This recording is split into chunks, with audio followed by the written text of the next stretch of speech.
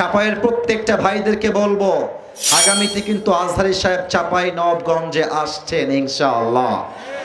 এবং আমি বিশ্বাস রাখি, আমি যেহেতু একদিক থেকে রাজশাহীর ছেলে, আমি আজহারী সাহেবকে একটা সুসংবাদ দিব এই হিসেবে, আপনি হয়তো পুরো বাংলাদেশ ঘুরেছেন, সব জেলায় প্রোগ্রাম করেছেন, সব বিভাগে প্রোগ্রাম করেছেন, বাট আমি আসিফ হুজুর আপনাকে ওপেনলি 100% চ্যালেঞ্জ দিয়ে বললাম, চাপাই নবাবগঞ্জের মাহফিল পুরো বাংলাদেশের সমস্ত মাহফিলকে হার মানিয়ে ফেলবে ইনশাআল্লাহ। এটা আমি আপনাকে গ্যারান্টি দিয়ে বললাম, কারণ চাপাইয়ের একটা জেলায় যে পরিমাণ তাফসীর মাহফিল হয়, পুরো রাজশাহী বিভাগে সেই পরিমাণ মাহফিল হয় না। এটা সেই চাপাইয়ের মাটি। আমার পাঠাগারদের প্রত্যেকটা যুবকদেরকে আল্লাহ তাআলা ইসলামের সৈনিক হিসেবে কবুল করুক। পড়েন সবাই আমিন। আসুন আমরা জাস্ট ফর্মালিটি হিসেবে রোজা নিয়ে কিছু কথা শুনবো, অ্যান্ড দেন কোরআন থেকে আমি একটা সূরার তাফসীর পেশ করব। সবাই একটা কাশি দেন।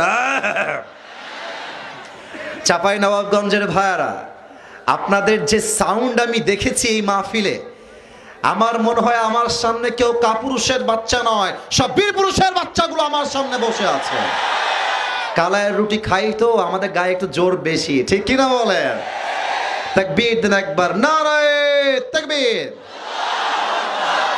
আসুন আমরা কিছু কথা 5 মিনিট, জাস্ট 5 মিনিটস রমাজান নিয়ে শুনবেন, দেন সূরা থেকে তাফসীর পেশ হবে। আমার প্রিয় চাপাই নবাবগঞ্জের ভাইরা, আগামীতে আসছে রমাদান।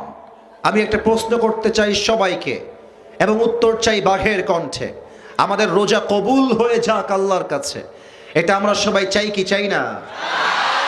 মাশাআল্লাহ, আরেকবার সবাই চাই কি চাই না?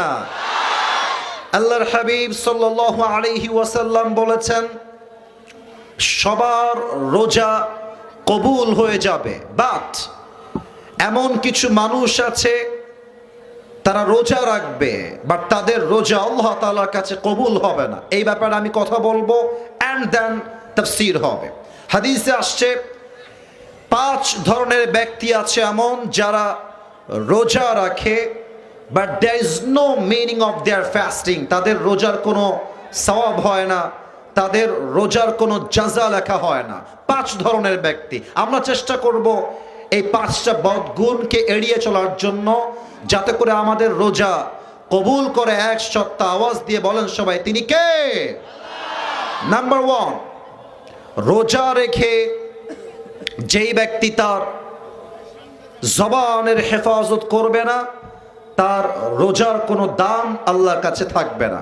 জবানের হেফাজত হচ্ছে পুরো ইসলামের একটা খোলাসা সারাংশ।